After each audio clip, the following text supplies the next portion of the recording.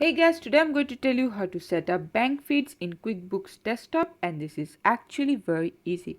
What you need to do is head over to their official website, and then you'll see an option called banking. Click on that one and then click on bank feeds.